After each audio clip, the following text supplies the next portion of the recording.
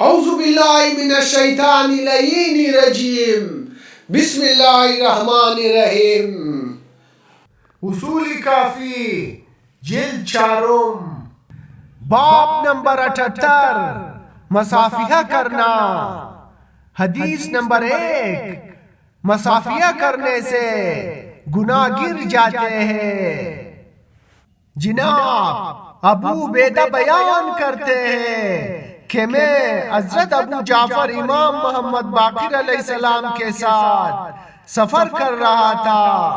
ہمارے درمیان سواری ایک تھی، یعنی ہم دونوں ہم کچاوا تھے۔ پہلے میں سوار ہوتا اور بعد میں امام سوار ہوتے۔ جب ہم دونوں سوار ہونے لگتے تو آپ علیہ السلام مجھے سلام کرتے اور مجھ سے مصافحہ کرتے اور احوال پرسی کرتے، اس انداز میں کہ گویا ہم تازہ ایک دوسرے سے ملاقات کر رہے ہیں۔ اور جب ہم سواری سے اترنے لگتے تو آپ مجھ سے پہلے اترتے اور میں بعد، اور جب دونوں زمین پر کھڑے ہو جاتے تو آپ مجھے سلام کرتے اور مصافحہ کرتے اور یوں احوال پرسی کرتے جیسے ابھی تازہ ایک دوسرے سے ملاقات کر رہے ہیں۔ میں نے آپ کی خدمت اقدس میں عرض کیا، اے فرزند رسول صلی اللہ علیہ وآلہ وسلم، آپ جو کچھ کر رہے ہیں یہ آپ سے پہلے کسی نے میرے ساتھ نہیں کیا۔ اگر آپ ایک مرتبہ بھی کرتے تو یہ بھی میرے لیے بہت زیادہ شرف تھا، لیکن آپ تو بار بار کر رہے ہیں۔ آپ علیہ السلام نے فرمایا، تجھے کیا معلوم یہ اس مصافحہ کرنے میں کیا اجر و ثواب ہے؟ جب دو مومن آپس میں ملاقات کرتے ہیں اور پھر وہ سلام کے ساتھ ایک دوسرے کے ساتھ مصافحہ کرتے ہیں تو ان کے گناہ اس طرح گرتے ہیں جس طرح درخت سے پتے گرتے ہیں، اور اللہ ان کی طرف نظر رحمت کرتا ہے جب تک وہ آپس سے جدا نہیں ہو جاتے۔ حدیث نمبر 2، دونوں ہاتھوں کے درمیان اللہ کا ہاتھ ہوتا ہے۔ جناب ابو خالد القمات نے حضرت امام ابو جعفر محمد باقر علیہ السلام سے نقل کیا ہے کہ آپ نے فرمایا، جب دو مومن آپس میں ملاقات کرتے ہیں اور ایک دوسرے سے مصافحہ کرتے ہیں تو ان دونوں کے ہاتھوں کے درمیان اللہ اپنا ہاتھ داخل کر دیتا ہے، پس وہ اس سے مصافحہ کرتا ہے جو ان دونوں سے زیادہ اپنے ساتھی سے محبت کرتا ہے۔ حدیث نمبر 3، خدا ان دونوں کی طرف متوجہ ہوتا ہے۔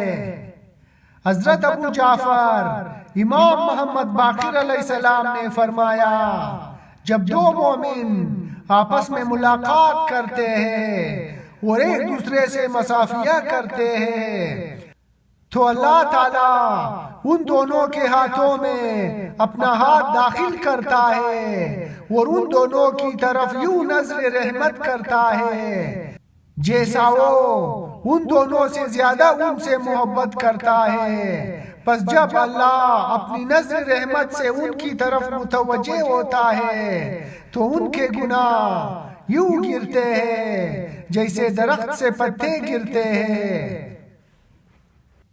حدیث نمبر 4، مومن جب آپس میں مصافحہ کرتے ہیں۔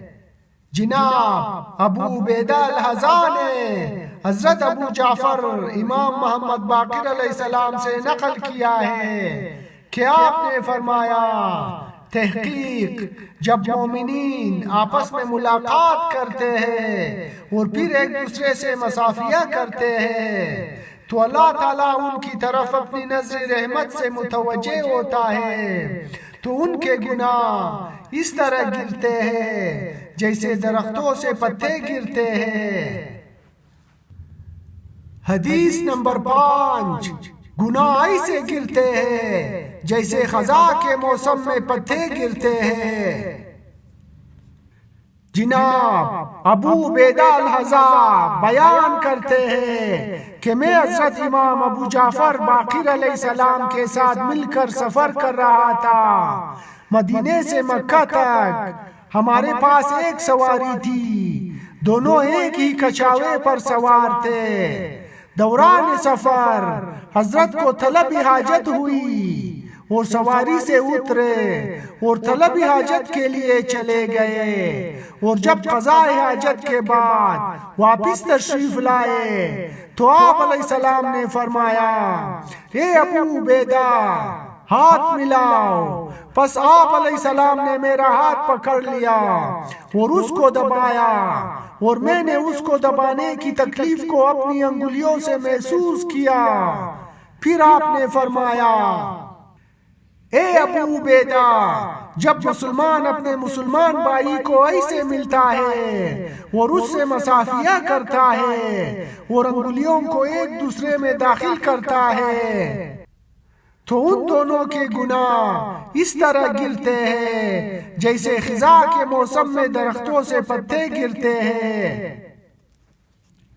حدیث نمبر 6، ہمارے اوصاف تم بیان نہیں کر سکتے۔ جناب مالک جنی بیان کرتے ہیں کہ مجھے حضرت امام محمد باقر علیہ السلام نے فرمایا، اے مالک تم کبھی گمان نہ کرتا کہ تم ہمارے بارے مبالغہ و تفریق کرتے ہو۔ تحقیق تم اللہ تعالیٰ کی توصیف بیان کرنے پر قادر نہیں ہو، پس جیسے تم اللہ تعالیٰ کی توصیف پر قادر نہیں ہو ایسے ہی تم ہماری توصیف کرنے پر بھی قدرت نہیں رکھتے، اور ایسے ہی تم ایک مومن کی صفت بیان کرنے پر بھی قدرت نہیں رکھتے، کیونکہ جب مومن دوسرے مومن سے ملتا ہے اور اس سے مصافحہ کرتا ہے تو اللہ تعالیٰ ان کی طرف نظر رحمت سے دیکھتا ہے، تو گناہ ان کے رخساروں سے یوں گرتے ہیں جیسے درخت سے پتے گرتے ہیں، یہاں تک وہ الگ الگ ہو جائے۔ تو جو اس قدر و منزلت کا مالک ہو، بھلا اس کی صفت کیسے بیان ہو سکتی ہے؟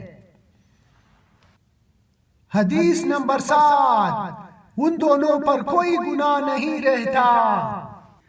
جناب محمد بن فضیل نے ابو حمزہ سے نقل کیا ہے، وہ بیان کرتے ہیں کہ میں حضرت امام ابو جعفر محمد باقر علیہ السلام کے ہمراہ سفر کر رہا تھا کہ پس ہم نے اپنا سامان زمین پر رکھا، پھر آپ علیہ السلام چند قدم چلے اور واپس آئے تو آپ علیہ السلام نے میرا ہاتھ پکڑا اور اس کو فشار دیا۔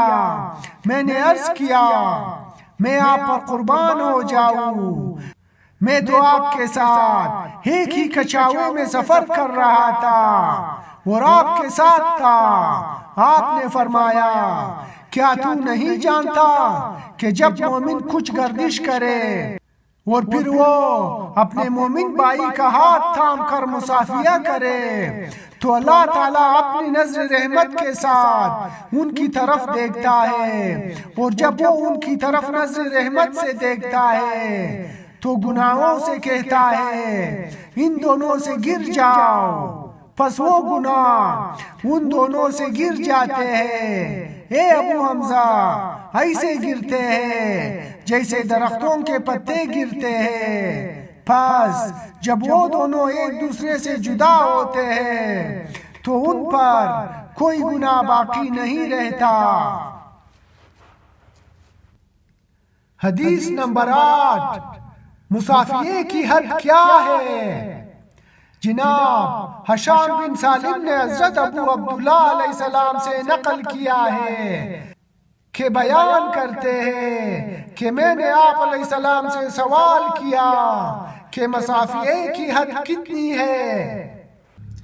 آپ علیہ السلام نے فرمایا، جب دو مومن کھجور کے درخت کے برابر ایک دوسرے سے دور ہو جائے اور دوبارہ ملاقات کرے تو مصافحہ کرے۔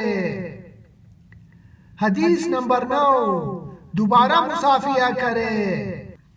جناب ابو عبیدہ نے حضرت امام ابو جعفر محمد باقر علیہ السلام سے نقل کیا ہے کہ آپ نے فرمایا مومنین کے لیے سزاوار ہے کہ جب ایک دوسرے سے ایک درخت کے برابر الگ الگ ہو جائے اور پھر دوبارہ ملاقات کرے تو آپس میں مصافحہ کرے۔